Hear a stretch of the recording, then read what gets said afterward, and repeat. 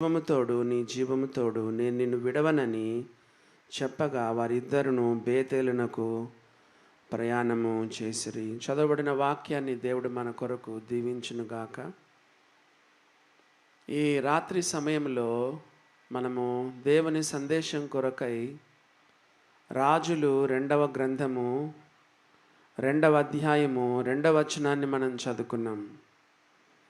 ఏలియా ఎలీషాతో చెప్తున్నాడు ఏంటంటే, యెహోవా నన్ను బేతేలుకు పొమ్మని సెలవిచ్చి ఉన్నాడు కనుక నీవు దయచేసి ఇక్కడ ఉండుమని ఎలీషాతో అనెను. ఎలీషా, యెహోవా జీవముతోడు నీ జీవముతోడు నేను నిన్ను విడవనని చెప్పగా వారిద్దరును బేతేలునకు ప్రయాణము చేసిరి. మరి ఈ సమయంలో మిమ్మల్ని ఒక ప్రశ్న అడగాలనుకుంటున్నాను. ఏలియా ఆరోహణం కాకమునుపు దేవుడు ఆయన నడిపించిన 2వ స్థలం చెప్పండి.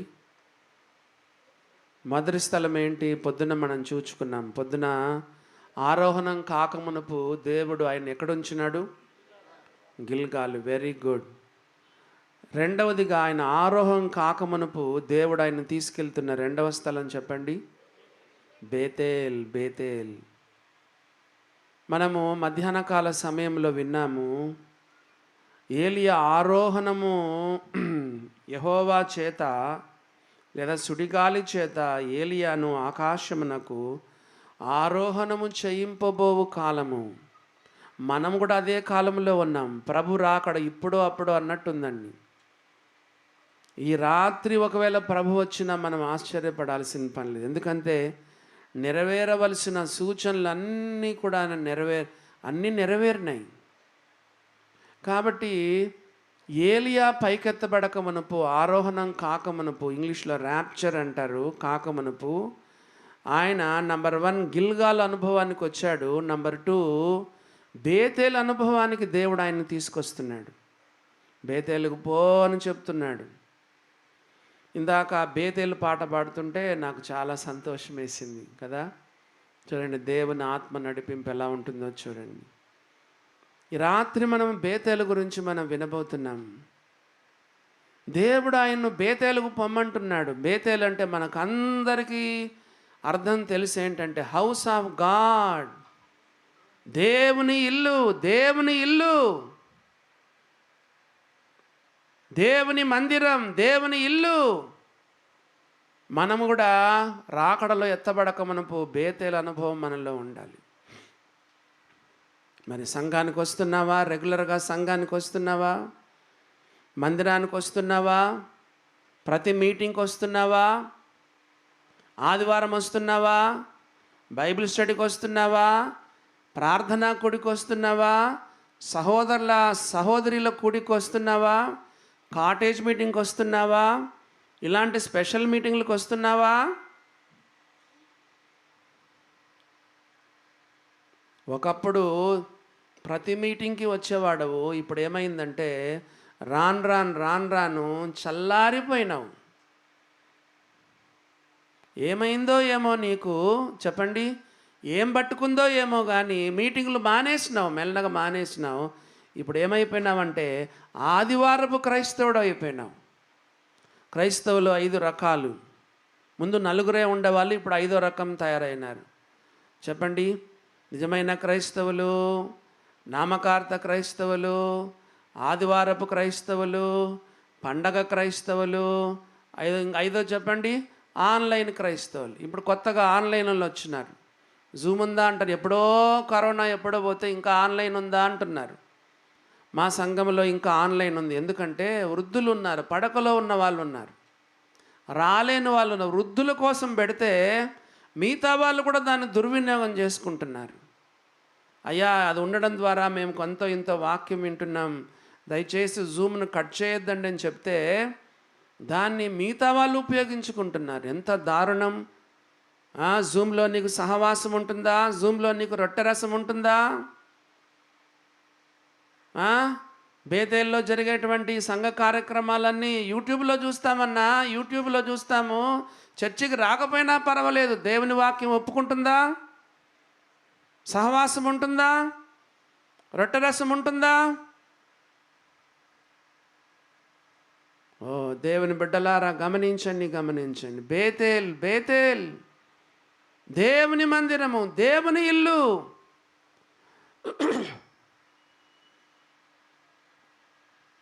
ఒక ఆయన చెప్పాడంట, మీకు కూడా తెలిసి ఉంటుంది, జ్ఞాపకం చేసుకుందాం. ఒక ఆయన చెప్పాడంట, చాలా గట్టిగా అతిశయంగా చెప్పుకున్నాడు, మా సంఘానికి 500 మంది వస్తారని చెప్పాడంట. వేరే ఆయన అడిగితే, వేరే ఆయన మీ సంఘానికి ఎంతమంది వస్తారు? 500 మంది అన్నాడంట. ఆయన ఊరికే ఉండకుండా బైబిల్ స్టడీకి ఎంతమంది వస్తారని అడిగాడంట. ఆయన ఏమన్నాడంటే, ఒక 0 తీసేయ్యా అన్నాడంట. 500లో ఒక 0 తీస్తే ఎంతమంది చెప్పండి? బైబిల్ స్టడీకి 50 మంది. ఇంకా అప్పటికైనా ఊరుకొని ఉంటే బాగుండేది. మళ్ళీ ఇంకో ప్రశ్న అడిగేశాడంట, ఫ్రైడే లేదా విజ్ఞాపన కూడికి ఎంతమంది వస్తారని అడిగితే ఉన్న 0 కాస్త తీసేయమన్నాడంట కదా. ఒక 0 చూస్తే 50, ఇంకో 0 తీసేస్తే 5 మంది విజ్ఞాపన కూడికి పూర్తిగా తగ్గిపోతారు. మరి ఏం పట్టిందో ఏమో మరి నీకు. ఒకప్పుడు ఎంత ఉజ్జీవంగా ఉత్తేజంగా ఉండేవాడు, ప్రతి మీటింగ్కి క్రమంగా వచ్చేవాడవు. రాకడ కంటే ముందుగా మనం బేతేలు అనుభవంలో ఉండాలి. దేవుని మందిరం, దేవుని మందిరం. యేసు ప్రభు రాత్రివేళ ఒలీవల కొండల్లో ఉండేవాడు, పగలైతే దేవాలయంలో ఆయన ఉండేవాడు. ఆయనకు తన వాడుక చొప్పున అని బైబిల్లో రాయబడింది. వాడుక చొప్పున దేవాలయానికి ఆయన వెళ్ళేవాడు.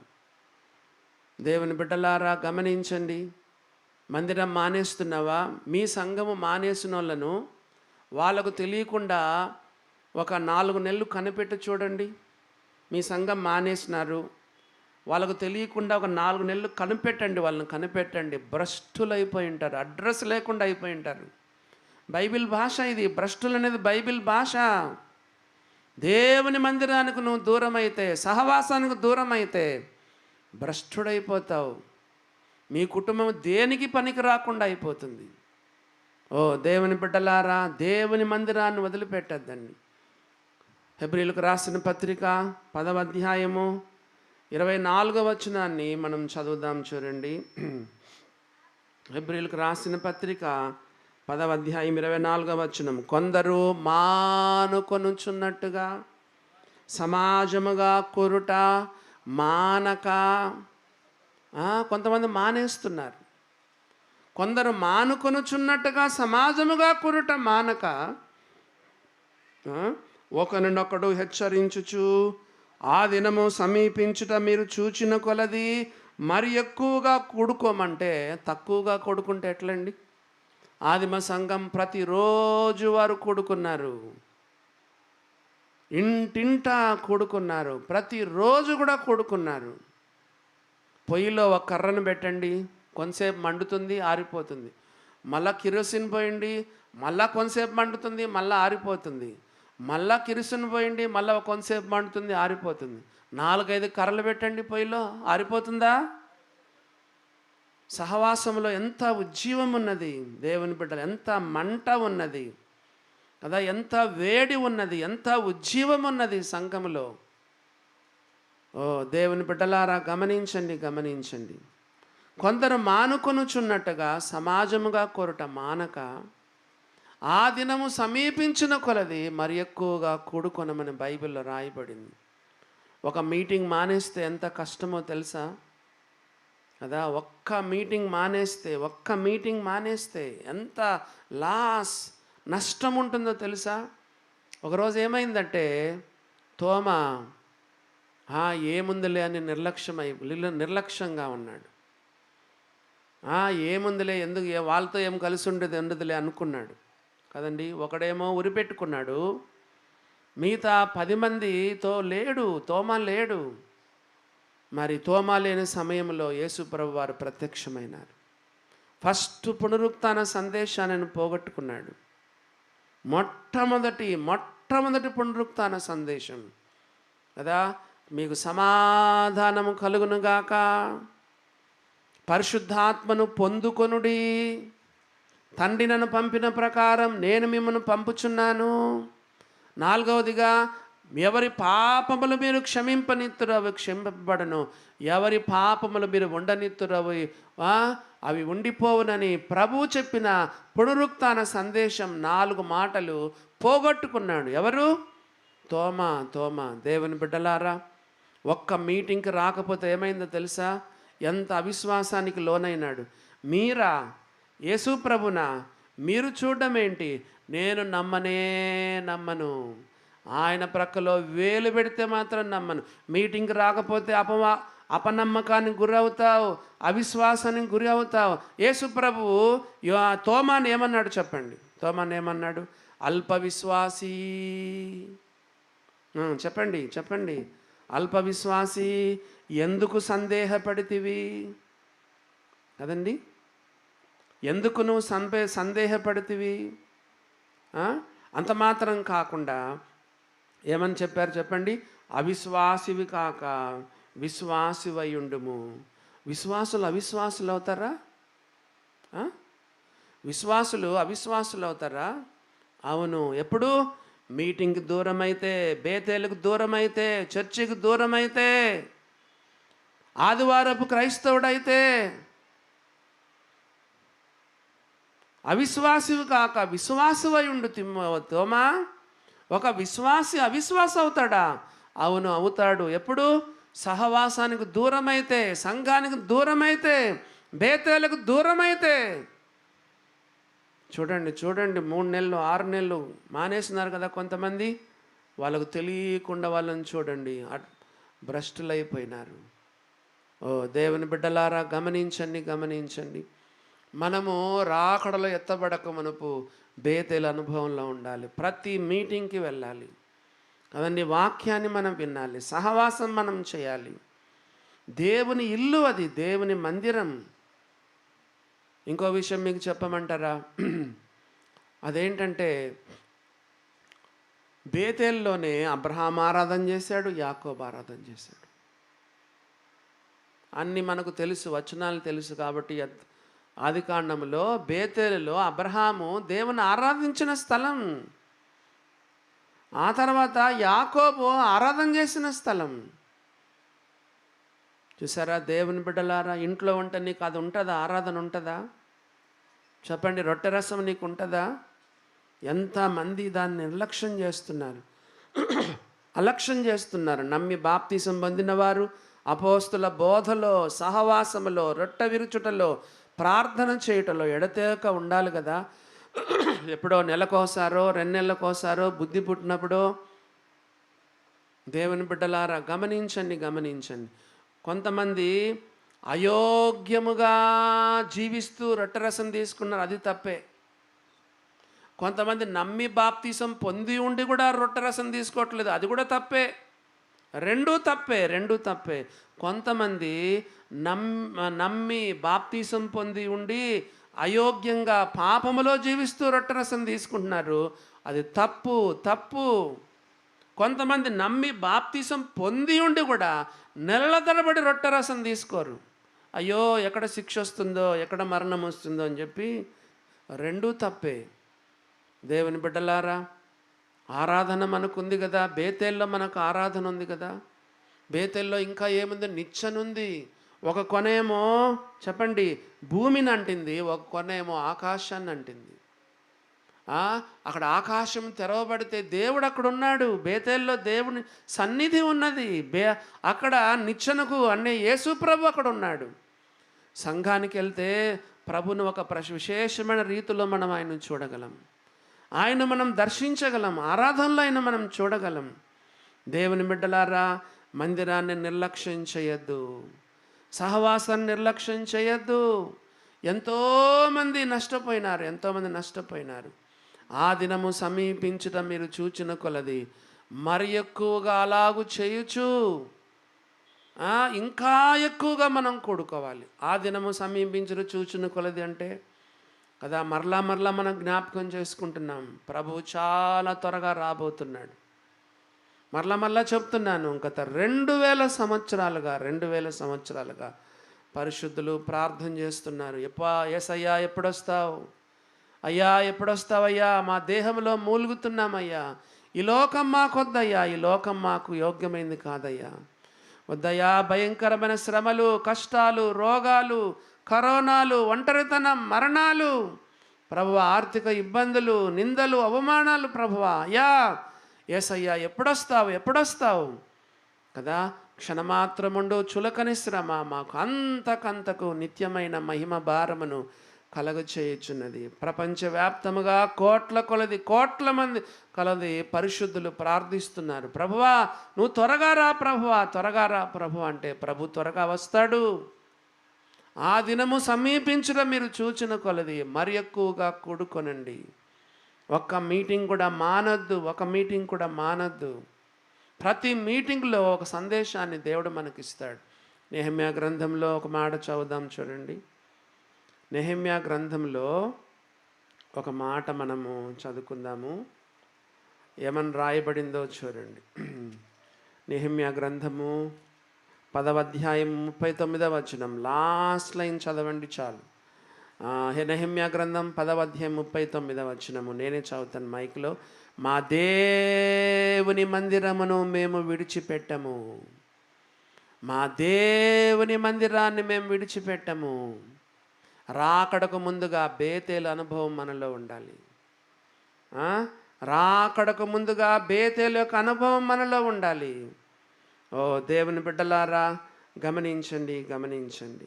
84వ కీర్తనలో చూడండి ఏమని రాయబడిందో. కీర్తనల గ్రంథము 84వ కీర్తనలో కొన్ని మాటలు మనం చూద్దాం చూడండి. 84వ కీర్తనలో 4వ వచనం చదువుతున్నాను. ఏమంట? నీ మందిరమునందు నివసించువారు ధన్యులు. మొదటి వచనము, సైన్యములకు అధిపతి యెహోవా, నీ నివాసములు ఎంత రమ్యములు. యెహోవా మందిర ఆవరణమును చూడవల్లని నా ప్రాణము ఎంతో ఆశపడుచున్నది. ఒక విశ్వాసికి ఉండాల్సిన ఒక ఆశ ఏంటంటే, దేవుని మందిరంలో నేను కనపడాలి, దేవుని మందిరానికి వెళ్ళాలి, ఆయన మందిర ఆవరణం చూడాలని నా ప్రాణం ఎంతో ఆశపడుచున్నది. దేవుని మందిరంలో మనకు ఎన్ని దీవెనలు ఉన్నాయో తెలుసా? అందుకే 10వ వచనంలో అంటాడు, నీ ఆవరణములో ఒక దినము గడుపుట 1000 దినముల కంటే శ్రేష్టం. దీని యొక్క అర్థం చెప్పగలరా? 1000 దినాలు నువ్వు పొలానికి వెళ్ళిన దానికంటే కూడా ఒక పూట లేదా ఒక దినము దేవుని సన్నిధిలో గడిపిన సమయము 1000 రోజులు పొలం పనికి వెళ్ళిన దానికంటే కూడా శ్రేష్టం.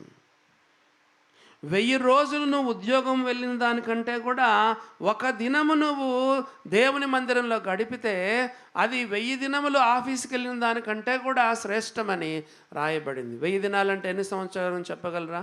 దాదాపు 3 సంవత్సరాలు. చెప్పండి 3 సంవత్సరాలు. ఒక్క రోజు నువ్వు దేవుని మందిరానికి పోతే చెప్పండి 3 సంవత్సరాలు ఉద్యోగం చేసిన దానికంటే శ్రేష్టం. ఎంత విలువ ఉన్నదో. ఒకవేళ ఒక పూట దేవుని మందిరానికి రాకపోతే, ఒకరోజు దేవుని మందిరానికి రాకపోతే, ఒక ఆదివారం రాకపోతే ఎన్ని సంవత్సరాలు ఆబ్సెంటు? 3 సంవత్సరాలు ఆబ్సెంటు, 1000 దినాలు ఆబ్సెంట్. ఓ దేవుని బిడ్డలారా, గమనించండి. కొన్ని వచనాలు మనం చూద్దాం చూడండి ఏమని రాయబడిందో. 27వ కీర్తన 4వ వచనం చదువుతున్నాను. ఆయన మందిరంలో ఏమేమి ఉన్నాయో 27వ కీర్తన 4వ వచనం చదువుతున్నాను, దయచేసి గమనించండి. 27వ కీర్తన 4వ వచనం చదువుతున్నాను. ఏమని రాయబడిందో చూడండి. యెహోవా యొద్ద ఒక వరం అడిగి తిని దానిని వెదుకుచున్నాను. యెహోవా ప్రసన్నతను చూచుటకు, ఆయన ఆలయములో ధ్యానించుటకు, నా జీవిత కాలమంతా యెహోవా మందిరములో నివసింపగోరుచున్నానంటే దేవుని మందిరంలో దేవుని ప్రసన్నత, the beauty of the lord. దేవుని మందిరములో చెప్పండి దేవుని ప్రసన్నత.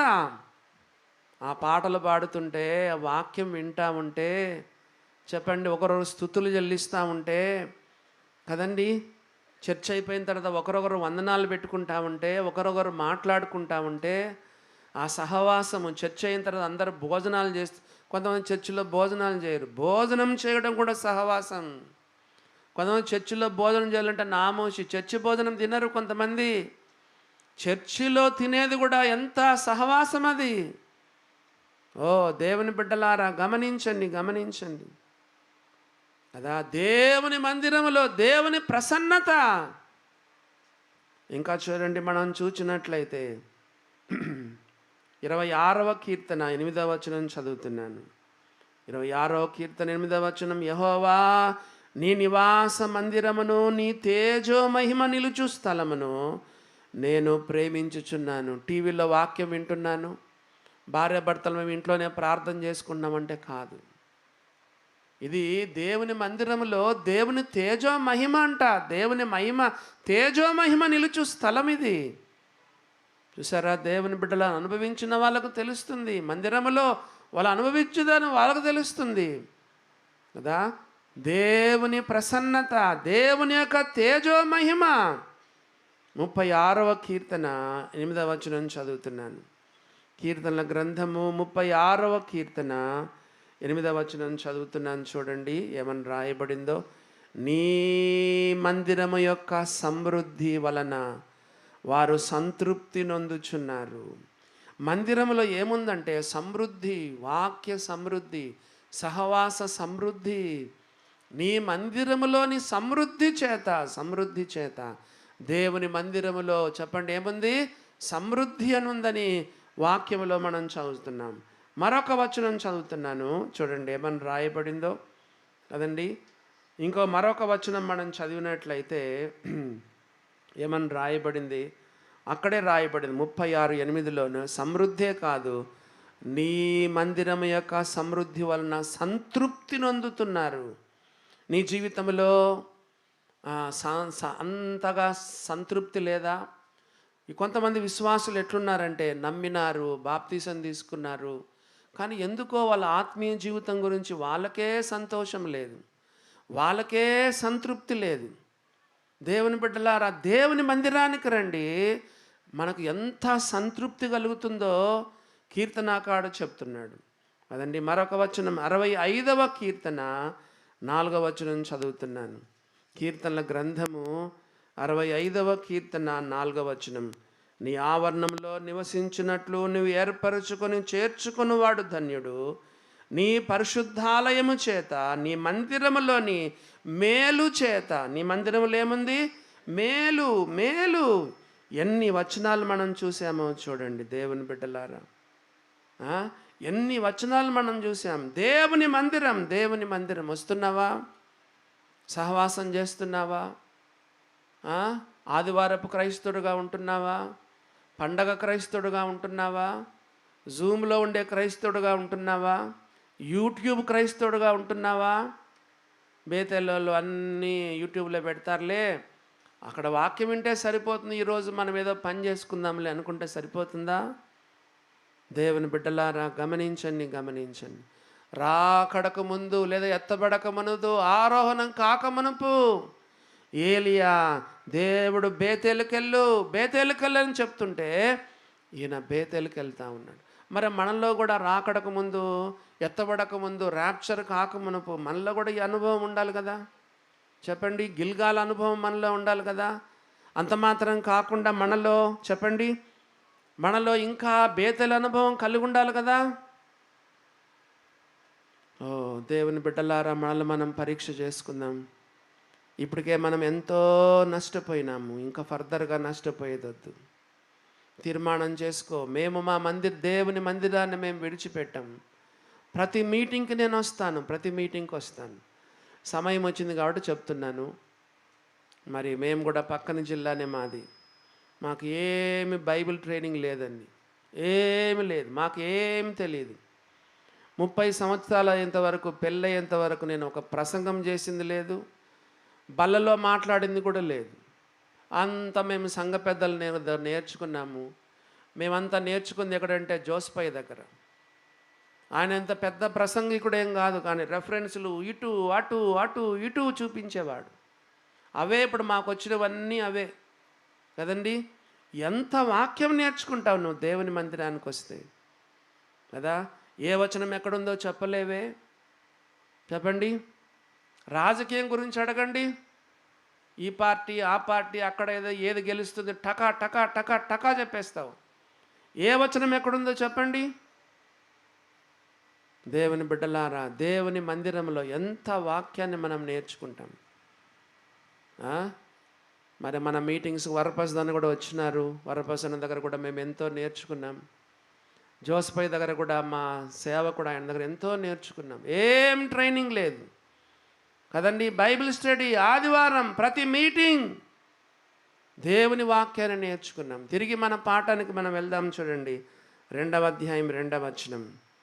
ఏలియా, యెహోవా నన్ను బేతేలుకు పొమ్మని సెలవిచ్చి ఉన్నాడు గనుక నీవు దయచేసి ఇక్కడ ఉండుమని ఎలీషాతో అనెను. ఎలీషా, యెహోవా జీవముతోడు నీ జీవముతోడు నేను నిన్ను విడువను, నేను నిన్ను విడవను. దేవుని మందిరాన్ని వదలొద్దు, బేతేలను వదలొద్దు, దేవుని సేవకులను సంఘ పెద్దలను వదలొద్దు. చెప్పండి చెప్పండి. 2వ వచనంలో ఉన్నాం. నాకు 2 పాఠాలు చెప్పండి. దేవుని మందిరాన్ని వదిలిపెట్టద్దు. ఏలియా లాంటి దైవజనులను, ఏలియా లాంటి సేవకులను, ఏలియా లాంటి సంఘ పెద్దలను వదలొద్దు, వదలొద్దు. వాళ్ళని అంటి పెట్టుకొని ఉండు. అసలు వీణకు ఆయనకి ఏమైనా సంబంధమా చెప్పండి? ఆయన చూస్తే ముసలాయన, ఈయన చూస్తే ఫ్రెష్గా దేవుని సేవకు వచ్చినటువంటి వాడు ఎలీషా. వాళ్ళిద్దరి మధ్యలో ఏజ్ గ్యాప్ ఉంది. వాళ్ళిద్దరి మధ్యలో వయసులో చాలా తేడా ఉంది. ఆయనేమో కొంచెం ముసలివాడు, ఈయన చూస్తే యవనస్తుడు.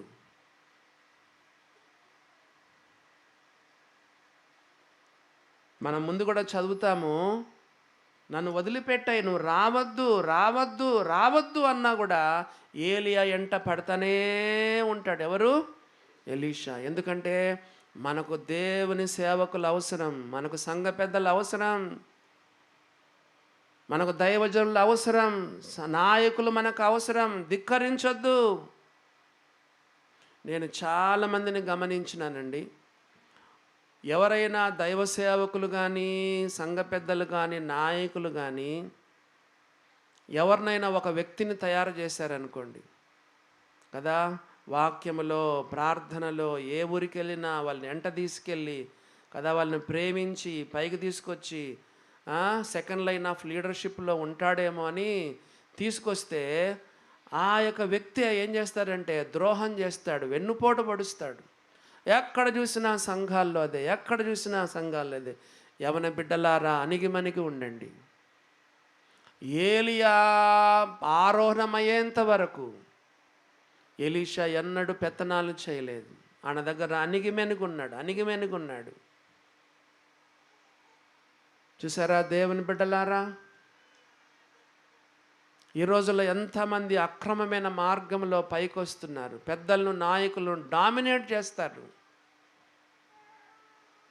నిన్న లేక మొన్న బాప్తీసం తీసుకొని రొట్టె కొరకు స్తుతులు చెల్లించడానికి వస్తాడు. మన సంఘాల్లో ఉంది కదా, ఆరాధనప్పుడు, ప్రభు బల్లప్పుడు ఎవరైనా పాట చెప్పచ్చు, ఎవరైనా బల్ల వర్తమానం చెప్పచ్చు, ప్రేరేపించబడిన వారు ఎవరైనా స్తుతులు చెల్లించవచ్చు. కొన్ని సందర్భాల్లో, కొన్ని సంఘాల్లో రొట్టె కొరకు, పాత్ర కొరకు కూడా స్తుతులు చెల్లించవచ్చు. నిజమే, వాస్తవమే. అంత మాత్రాన దేవుడు నీకు ఇచ్చిన స్వాతంత్రాన్ని దుర్వినియోగం చేసుకుంటావా? టేక్ ఇట్ ఫర్ గ్రాంటెడ్గా తీసుకుంటావా? పెద్దలను, నాయకులను ధిక్కరిస్తావా? వాళ్ళను డామినేట్ చేస్తావా? హాగరు, షారాయి దాసిన హాగరు, పో, వెనక్కి పో. ఆమె దగ్గర అణిగి ఉండు. అదండి. మీలో కొంతమంది నన్ను ప్రశ్నించవచ్చు, అయ్యా ఎంతకాలం అయ్యా, మాకు కూడా ఎంతో టైం వచ్చింది, మాకు కూడా ఇప్పుడే చాలా కాలం అయింది, మా తల వెంట్రుకలు నెరుస్తున్నాయి, ఇంకా మాకెప్పుడయ్యా మైకులు ఎప్పుడు, ప్రసంగాలు ఎప్పుడు, ప్రసంగ పీఠికలు ఎప్పుడు, మరి మేమెప్పుడు ప్రసంగాలు చేసేది ఒకవేళ అంటారేమో. దేవుని వాక్యం ఏం చెప్తుంది తెలుసా? దేవుడు తగిన సమయమందు మిమ్మల్ని హెచ్చించినట్లు చిన్నలారా మీరు పెద్దలకు లోబడి ఉండండి. పేతురు రాసిన మొదటి పత్రిక 5వ అధ్యాయం 6వ వచనం చదవండి. మనము నోటితో చెప్పుకునే దానికంటే తీసి చదివితే బాగుంటుంది. పేతురు రాసినటువంటి మొదటి పత్రిక 5వ అధ్యాయము 6వ వచనం మనం చదువుకుందాం. చూడండి. దేవుడు తగిన సమయమందు మిమ్మల్ని హెచ్చించినట్లు ఆయన బలిష్టమైన చేతి క్రింద దీన మనస్కులై ఉండండి. దేవుడు తగిన సంబంధం హెచ్చిస్తాడు. ఎలీషా అదా, ఎన్నిసార్లు నువ్వు వద్దయ్యా, నువ్వు ఇక్కడే ఉండు, దేవుడు నన్ను అక్కడ బొమ్మంటున్నాడు, నువ్వు ఇక్కడే ఉండంటే, యెహోవా జీవముతోడు, నీ జీవముతోడు, నేను నిన్ను వదలను. సంఘాన్ని వదలద్దు, బేతేను వదలద్దు, దైవ సేవకులను వదలద్దు, నాయకులను వదలద్దు, పెద్దలను వదలద్దు. నీకు ఆత్మీయమైన నాయకులు ఉండాలి ఉండాలి. ఈ రోజుల్లో యవనస్తులు ఎట్లున్నారంటే, కొంచెం వాక్యం తెలిస్తే చాలు. ఇప్పుడు వచ్చింది కదండి, ఇది వచ్చింది, ఏంటిది? యూట్యూబ్. నువ్వు ఒక ప్రసంగం కొట్టు, బేతేలను కొట్టు, మొత్తం వస్తుంది కదండి యూట్యూబ్లో కదండి, లేదా ఇంటర్నెట్లో బేతేల్ అని కొట్టు, మొత్తం ప్రసంగం అంతా వచ్చేస్తుంది. యూట్యూబ్లోనో ఇంటర్నెట్లోనో అక్కడ ఇక్కడ ప్రసంగాలు నేర్చుకుంటావు, అప్పుడప్పుడు ఈ మీటింగ్స్లో రాసుకుంటావు, అంతో ఇంతో నేర్చుకుంటావు. గిల్గాల్ గురించి వచ్చు, మొత్తం బేతేల్ గురించి వచ్చు కదా. నాయకుల మీద తిరుగుబాటు చేయొచ్చా? పెద్దల మీద తిరుగుబాటు చేయొచ్చా? నీకు ఒక నాయకుడు ఉండాలి, నీకొక కౌన్సిలర్ ఉండాలి. వాళ్ళ యొక్క నడిపింపు, వాళ్ళ యొక్క సహకారం, వారి స్నేహం, వారి ప్రార్థన కదండి, వారి సహవాసం నీకు అవసరం. సామెతల గ్రంథంలో నాయకులు లేని జనులు చెడిపోతారు, నాయకులు లేని జనులు చెడిపోతారమ్మా. అయ్యా, కొంతమంది నాయకులను ధిక్కరిస్తారు. నాయకులు లేని జనులు చెడిపోతారు. ఆలోచనకర్తలు అనేకులు ఉండుట నీకు రక్షణకరం. మీకు ఒక విషయం చెప్పమంటారా? ఎందుకు పొద్దున వరపస్తనం చెప్పారు, దావీదు యొక్క పేర్లు ఎన్నిసార్లు ఉందంట? 1116 సార్లు. దావీదును దేవుడు ఎందుకు మెచ్చుకుంటా వచ్చినాడు? సొలొమోను అట్టర్ ఫెయిల్ అయిపోయినాడు. ఎందుకో తెలుసా? దావీదు కంటూ కొంతమంది దైవ సేవకులు ఉన్నారు. నాతాను ప్రవక్త ఉన్నాడు, గాదు ప్రవక్త ఉన్నాడు. సలహాల కోసం, స్నేహం కోసం, ప్రార్థన కోసం, కౌన్సిలింగ్ కోసం, సందేహాల కోసం, ప్రశ్నల కోసం, వాక్యం కోసం. దావీదుకు గాదు ప్రవక్త ఉన్నాడు, దావీదుకు చెప్పండి నాతాను ప్రవక్త ఉన్నాడు. సొలొమోనుకు ఎప్పుడైనా మీరు బైబిల్ చదివినారా? ఎవరైనా బైబిల్ చదివారా? సొలొమోను ఎప్పుడైనా ఒక దైవ సేవకుని సంప్రదించడం కానీ, ఒక దైవజనుని సంప్రదించడం కానీ, ఒక పెద్దలను సంప్రదించడం కానీ? పెద్దలు వస్తే అసలు పెద్దల మాట చెప్పకూడదు, ఎవరి మాట విన్నాడు చెప్పండి? యవనస్తుల మాట విన్నాడు అదండి. ఏ నాడైనా తన జీవితంలో ప్రవక్తని కానీ, ఒక దీర్ఘదర్శిని కానీ, ఒక నాయకుడు అంటూ ఎవరైనా సంప్రదించినాడా? జ్ఞానం పైన ఆధారపడ్డాడు. జ్ఞానం పైన. వాస్తవమే, అతనికి ముందు అతని వంటి వారు లేరు, అతని తర్వాత కూడా అతని వంటి వారు లేరు. హృదయ సంబంధమైన జ్ఞానం ఉండాలి కానీ తల సంబంధమైన జ్ఞానం పనికిరాదు. ఎన్నో కీర్తనలు రాసినాడు, ఎన్నో సామెతలు రాసినాడు. దేవుడిచ్చిన జ్ఞానం, తలలో జ్ఞానం ఉంది కానీ హృదయంలో జ్ఞానం ఉండాలి కదా. కామాతురత కలిగిన వాడై 700 మంది భార్యలు, 300 మంది ఉపపత్నులను చేసుకొని చెప్పండి, వాళ్ళ భార్యలకు గుడులు కట్టించినాడు. విగ్రహ పూజకు గుడులు కట్టి ఎంత దిగజారిపోయినాడు సొలొమోను. ఎందుకు? జ్ఞానం నాకు తెలుసు, అంతా తెలుసు, నాకు గాదు ప్రవక్త అవసరం లేదు, నాతాను ప్రవక్తలు అవసరం లేదు, నాకు జ్ఞానం ఉంది. యెషూరును క్రొవ్వినవాడై తన కాలు జాడించను. చూసారా దేవుని బిడ్డలారా? యేసు ప్రభు తర్వాత యేసు ప్రభు లాంటి సేవ చేసినటువంటి వ్యక్తి ఎవరో తెలుసా? పౌలుకు కూడా ఎవరు కావాల్సి వచ్చిందంటే, అననీయ రావాల్సిందే, చేతులు పెట్టాల్సిందే, ప్రార్థన చేయాల్సిందే, కంట్లో నుంచి పొరలు రావాల్సిందే, కొన్ని హెచ్చరికలు ఇవ్వాల్సిందే. తడువు చేయటం ఎందుకు, లేచి ఆయన నామమున బాప్తీసం తీసుకో అని హెచ్చరించాల్సిందే. అననీయ మళ్ళా అతనికి బాప్తీసము ఇవ్వాల్సిందే. ఎవరు? ప్రపంచవ్యాప్తముగా యేసు ప్రభు తర్వాత అలాంటి వ్యక్తి ఎవరు లేరు. ఎందుకంటే నేను క్రీస్తుని పోలి నడుచుకొనిచున్న ప్రకారం నన్ను పోలి నడుచుకోమనమని ఇంతవరకు ధైర్యంగా ఏ పేతురు చెప్పలేదు, యోహాను చెప్పలేదు, ఏ భక్తుడు చెప్పలేదు. ఇంతవరకు ఒక్క పౌలు మాత్రమే చెప్పగలిగాడు. అటువంటి యేసు ప్రభు తర్వాత యేసు ప్రభులాగా సేవ చేసేటువంటి ఆ గొప్ప సేవకుని కూడా ఎవరు కావాల్సి వచ్చింది? చెప్పండి. అననీయ రావాల్సిందే, ప్రార్థన చేయాల్సిందే, హెచ్చరికలు ఇవ్వాల్సిందే, బాప్తిసం ఇవ్వాల్సిందే. మరి మనము ఎలీషా గ్రహించినాడు, ఎన్నో ఈ దైవజనుని వదిలిపెట్టను, ఈ సేవకు నేను అంటిపెట్టుకొని ఉంటాను.